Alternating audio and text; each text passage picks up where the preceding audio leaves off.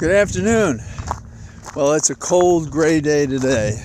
You can see, although we have some blue in the sky, which is nice, it's creeping into the higher 30s, but there's, without the sunlight, it makes a big difference. So, we had a special day today. Nancy Pelosi stood in the well of the House, and she told the world that she was going to withdraw from leadership. She was not going to be a speaker anymore, and she was going to go to the back benches and continue to be a member of Congress. I knew Nancy on the Hill in a way that many did. She remembered people and she said hello, and I worked for Zoe Lofgren, who's in the California delegation. And at times I therefore had assignments attending things, getting a chance to watch Nancy work kind of behind the scenes when there were caucuses and so forth. And she was very impressive. And I had seen other leaders before her, and each of them have their own way. And she was born in a political family. Her dad was the mayor up in Baltimore, and she didn't seem to strike out for a political life herself. But when she went to California, where she lived with her husband Paul, she gradually got drawn into raising money, attending events, and so forth. And she became more and more versed in things political, and the genetic origins of her interests were not to be denied. And so she found herself running for office, and she won. And there are two things that are the most important about her success, maybe three. One is her ability to raise funds where she started. Another is that she had a sense of how to make a message that worked with the people. In other words, she spoke to the people, she understood them. And that no doubt goes back to her dad and all she observed in politics. But she also had a passion. She has benchmarks, standards by which she negotiated the tough ground that politics is and has become. It's a contact sport, and she didn't want any breaks. She was prepared to fight in any way she had to, but within certain rules and provisions that she held important. So you could truthfully say that she stood up to Trump in a way very few politicians did. She did it in person inside the White House. She did it at meetings inside the White House. She did it from the floor of the Senate, the third position in our government that can succeed to the presidency. So my first thought when I heard she was going to make the speech was that she would either step back and give the next generation a chance, which is a classy act, or she would try to navigate the difficult situation we find ourselves in politically. And it just seemed so right when she got up and said that she was not going to continue as speaker or seek to speak. She couldn't be the speaker. She would not seek to be the leader of the Democratic caucus. And it was a recognition that her time was over. She had spent her skill. She may have had one of the most important performances of her political career, helping to make the breach narrow in which the Republicans can do their damnedest in the next Congress. And it'll be harder to do their damnedest because of the narrow gap between them and the big split in their caucus. And so I think the nation should be grateful to her. Everybody has differences with strong leaders, but overall, she had an astonishing career. And imagine those years she sat waiting for the Democrats to take control. And a couple of times she thought that she had the message, that they could make the difference. But finally it came, and it was well-deserved, and we were lucky to have her.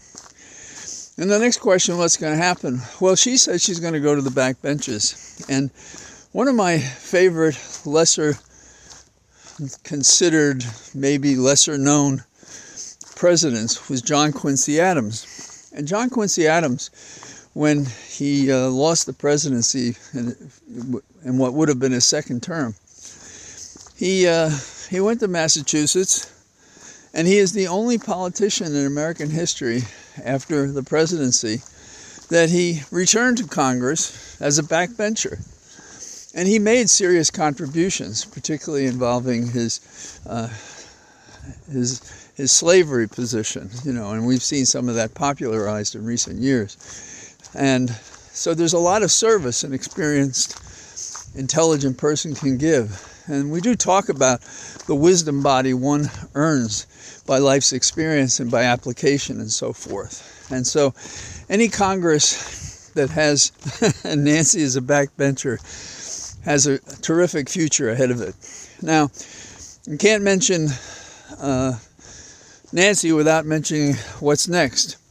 And it looks like Hakeem Jeffries, who I believe is the fifth in the pecking order in the Democratic caucus, he's been preparing for some time to run. And I don't know this, but I think that, I'd like to think that he had the cooperation and consulted with Nancy about this. And I think that no matter how this election went, I think that was going to be her jumping off point. And I saw him, interestingly enough, mostly in the green room when we were talking about the impeachment, I think the first impeachment of Trump. And always an engaging, accessible, friendly guy. And so I think it's a tribute that the Democrats have a deep enough bench to bring him into the position.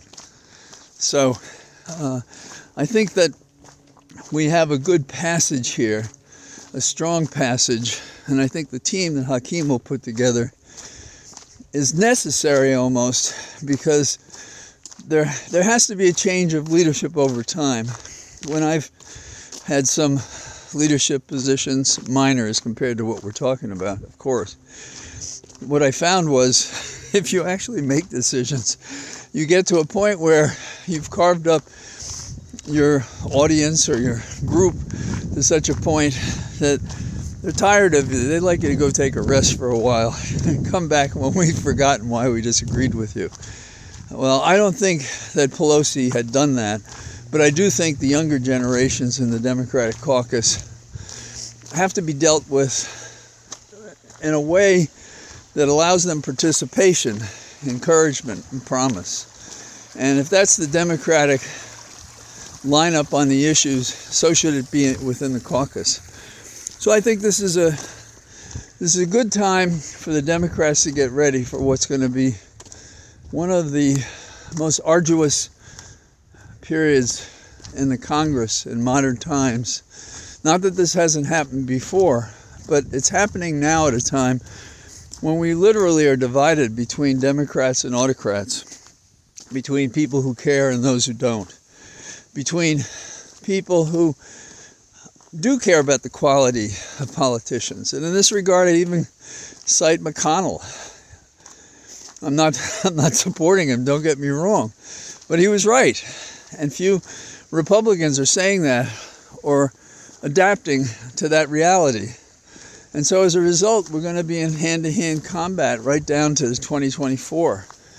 And if I read this midterm election correctly, what the people found the most oppressive, I think, was that the Republicans would lie, that they wouldn't act as Democrats, that they challenged the system by supporting this crazy and unlawful and illegal and seditious effort to overturn an election that was righteously won by Biden. And since that time, it's not like they've grown to accommodate themselves to the reality that there is a sickness and a cancer in their party, in the sense that instead of trying to find corrupt shortcuts to seize America by lines and by trash talk, they should return to the grand old party, and each year it gets further and further back in time, and decide to govern and to govern with Democrats. I hold no illusions that anything like that's going to happen between now and 2024. So buckle up. We're in for a hell of a ride. And so on this cold day, when Nancy properly receives the recognition she deserves for a lifetime in politics, with the promise of more to come, we make way for new leadership in the Democratic caucus in the House, Hakeem Jeffries and his group. So with that, I stand here in the leafless trees, and I'll talk to you again tomorrow. Bye-bye.